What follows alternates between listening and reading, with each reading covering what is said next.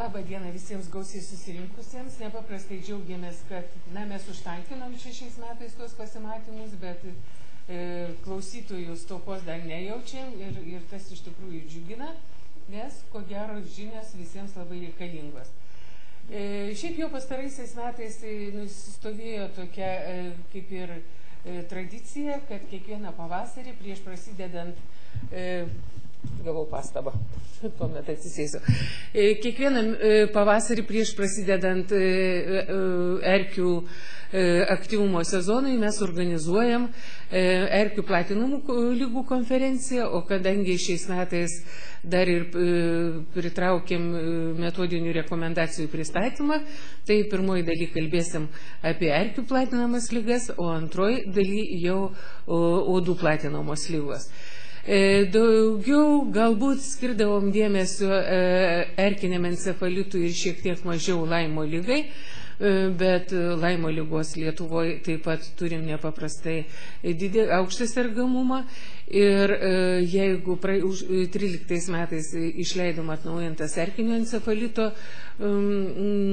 epidemiologinės priežiūros rekomendacijas, tai iš tikrųjų labai reikėjo atnaujinti Laimo lygos, kadangi Laimo lyga, metodinės rekomendacijos jos buvo paskutinės išleistos 90 metų pradžioje.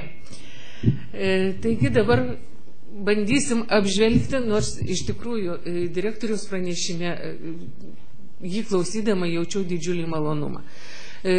Tas faktas, kad gyventojai žino apie erkių platinamas lygas labai daug, tai aš manau, kad mūsų visų didžiulis įdirbis yra, geras kontaktas su žiniasklaida ir iš tikrųjų tai yra pasiekti rezultatai, nes mes pagrindinį darbą tą tokį ir dirbam.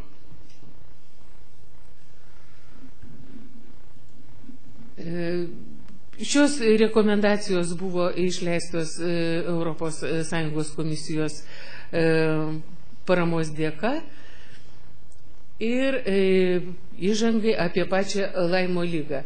Tai yra sisteminis susirgimas, mums yra pakankamai gerai žinomas, gydomas antibiotikais, imunitetas nesusiformuoja persirgus ar simptominė ar besimptominė klinikinė forma ir jeigu lyga nėra diagnozuojama ankstyvoje stadijoje, tai gali įsivystyti iki kitų lygių. Tai sunkios neurologinės sistemos pakitimai, širdies ir sąnarių komplikacijos. Ši lyga yra dažniausiai pernešėjų platinama lyga šiaurinio pusrutulio vidutinio klimato juostoje, jos yra daugiausiai registruojama, kasmet apie 85 000 atvejų, bet tie skaičiai yra visiškai netikslus, kadangi pačioje Europoje lyga registruojama nenuosekliai, tiesiog daugelį šalių nėra privaloma lygos registracija. Jungtinėse Amerikos valstijose kasmet registruojama nuo 15 iki 20 000 atvejų. Šiuo metu išplitusi yra 15 valstijų ir sudaro daugiau negu 90% visų ten registruojamų lygų. Nenaujiena, kad šią lygą platina iksodės genties erkės. Europoje plačiausiai paplitusi yra iksodės ricinus, mažiau iksodės persulkatus. Jos paplitimo arealas kaip tik tai eina per vakarinio paplitimo arealo ribą per Baltijos šalis ir užsikrečia besimaitindamos krauju. Lietuvoje pirmą kartą Laimo lyga registruota pakankamai nesenai, antroji pusė 80 metų, o šiaip jau apie simptomus buvo žinoma ženkliai anksčiau. Švedijos dermatologas Akseliusas buvo aprašęs jau daugiau nei prieš 100 metų simptomus, o nustatyta buvo pirmą kartą tik 1977 metais JAV Laimo miestelio teritorijoje. Iš čia ir kilo Laimo lygos pavadinimas, nors labai dažnai būna įvardinta tai laimės liga, tai laimio liga, bet iš tikrųjų tai yra Laimo liga nuo miestelio pavadinimo. 1982 metais buvo nustatytas spirocheta, sukėlėjas Borrelia burgdorferi sensuleto, kuri ir sukelia Laimo ligą. Gamtoje spirochetos aptinkamos erkėse ir tam tikrų rūšių gyvūnų kraujyje, Europoje dažniausiai vabzdžiaėdžių, smulkiųjų graužikų, kiškių, paukščių. Žmonės, kaip ir didesni gyvūnai, nėra patogenų rezervuaras. Klimato kaitos įtaka vis tik tai yra didžiulė ligos plitimui, įtakoja erkių geografinį pasiskirstimą, kasdieninės klimato sąlygos per keletą sezonų įtakoja erkių populiacijos tankį ir tiesiogiai, ir netiesiogiai. Pats patogenas savaime nėra jautrus aplinkos klimatinėms sąlygoms, išskyrus neįprastai aukštą temperatūrą, kadangi erkiai labai reikalinga drėgmė ir jeigu yra karščio bangos arba sausra, tai tas veikia jie žudančiai. Bet žmogaus santykių su patogenu per erkių įkandimus gali turėti oro sąlygos įtakos. Kuo geresnis oras, tuo mes dažniau atsiduriam gamtoje. Per pastaruosius dešimtmečius Europoje erkės išplito į aukštesnės platumas, jos keičia savo išplitimo zoną. Tai buvo pastebėta Švedijoje, kadangi tiesiog traukėsi dėl klimato šiltėjimo, tiesiog traukėsi šiaurės link. Ir išplitę į aukštesnės virš jūros lygio teritoriją, tai buvo nustatyta Čekijoje, kalnuose, kur iš tikrųjų kažkada tai tikrai nebuvo šansų ten aptikti erkių, tyrinėdami jas aptiko. Ir daugelį Europos vietų tiesiog padidėjo erkių gausa. Kartais mes klausim, kodėl kas čia vyksta Lietuvoje, kodėl jų tiek daug, bet iš tikrųjų tai yra bendras Europos bruožas. Tuo pačiu laikotarpiu Europoje padidėjo ir Laimo ligos ir kitų erkių platinamų ligų sergamumo rodikliai. Čia galėtumėt matyti žemėlapį, kaip yra išplitusios Ipsodės ricinus erkės, pagrindinis Laimo ligos platintojas, ir matom, kad mes jau esam visas raudonas taškas, visos 3 Baltijos šalis.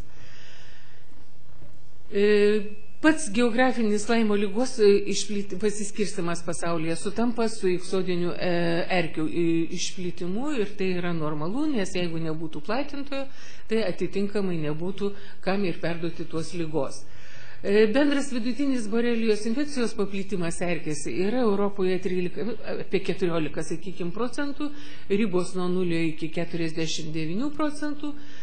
Dažniausiai būna užsikrėtusios suaugusios erkės, tai 18,6 procentai, mažiau yra nimfos apie 10 procentų. Mes labai pataikom su savo turimais tyrimais į tą skaičių, kadangi taip pat skaitom, kad Lietuvoje yra bent jau ankstesniais tyrimais, kada buvo vykdomi išplėstiniai tyrimai, vidutiniškai 14 procentų yra užsikrėtusių erkių, o ribos irgi svyruoja nuo 0 iki 40.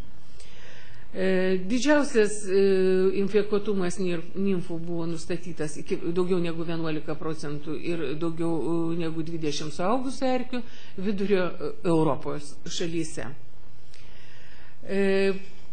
Sergamumą palyginti nepaprastai sunku dėl tų pačių priežasčių, apie ką minėjau, kad nėra tiesiog nuoseklių visiems vienodų sąlygų pasiskaičiuoti, kiek šalyje vis tik tai serga žmonių. Nes, kaip ir sakiau, ne visose šalyse liga yra registruojama, tuo pačiu žmonės turi ženkliai mažiau žinių, jie galbūt neatkreipia dėmesio į tą klaidžiančią eritema, o jeigu ir atkreipia, galbūt neįvertina, kad tai galėtų būti Laimo liga, ir tos ligos tiesiog, daug kas neregistruoja.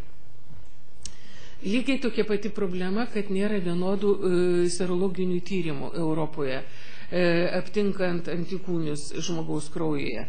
Vėlgi palyginimas tas yra nelabai įmanomas. Bet manoma, kad ligos atveju ir antikūnių paplitimas yra didesnis vidurio ir rytų Europos dalyse negu vakaruose.